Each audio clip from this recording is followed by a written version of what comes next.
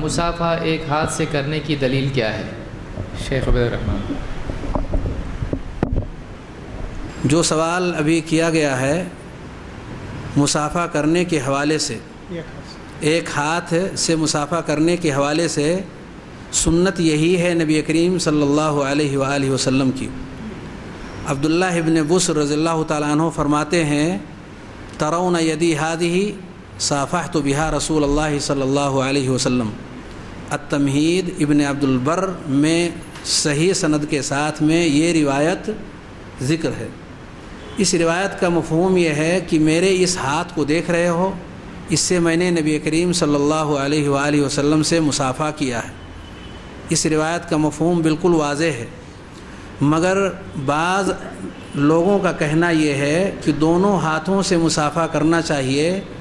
آپ یقین مانیں کہ آج کی تاریخ تک مصافحہ کے حوالے سے لوگوں کے پاس ایک بھی کوئی ایسی روایت نہیں ہے جس کو صحیح یا ضعیف کہہ سکیں، صحیح یا ضعیف کہہ سکیں، اور وہ دونوں ہاتھوں کے مصافحے پر دلالت کرتی ہو۔ سلام کرتے وقت دونوں ہاتھوں، یعنی سامنے والے کے دونوں ہاتھ جو سلام کر رہا ہے اور جس سے سلام کیا جا رہا ہے اس کے دونوں ہاتھ، چار ہاتھ سے مصافحہ کرنے کے حوالے سے کوئی ایسی روایت لوگوں کو اب تک مل نہیں سکی جو اس موضوع پر دلالت کرتی ہو، جس سے یہ ثابت ہوتا ہو کہ چار ہاتھ سے مصافحہ کرنا چاہیے۔ ایک ہاتھ کے حوالے سے متعدد احادیث ہیں۔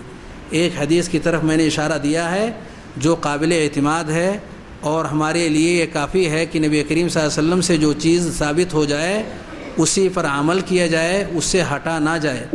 البتہ ایک حدیث لوگ ذکر کرتے ہیں اور وہ صحیح بخاری کی روایت ہے عبداللہ بن مسعود رضی اللہ تعالیٰ عنہ کی۔ انہوں نے نبی کریم صلی اللہ علیہ وآلہ وسلم سے درود کا طریقہ پوچھا کہ ہم آپ پر درود کیسے بھیجیں، تو نبی کریم صلی اللہ علیہ وآلہ وسلم نے ان کا ایک ہاتھ اپنے دونوں ہاتھوں کے بیچ میں کر لیا، ان کا ہاتھ اپنے دونوں ہاتھوں کے بیچ میں کر لیا۔ اس سے کچھ لوگوں نے استدلال کیا کہ مصافحہ دو ہاتھ سے کرنا چاہیے، جیسا کہ نبی کریم صلی اللہ علیہ وسلم نے اس حدیث کے اندر، جو کہ صحیح بخاری کی روایت ہے، اس حدیث سے یہ معلوم ہوتا ہے کہ آپ نے دونوں ہاتھوں سے مصافحہ کیا۔ مگر یاد رہنا چاہیے کہ نبی کریم صلی اللہ علیہ وآلہ وسلم نے دو ہاتھ ملایا اور عبداللہ بن مسعود رضی اللہ تعالیٰ عنہ کا ایک ہی ہاتھ تھا، یعنی چار ہاتھ کے بجائے یہ تین ہاتھ والا سلام ہے جس پر آج کسی کا عمل نہیں ہے۔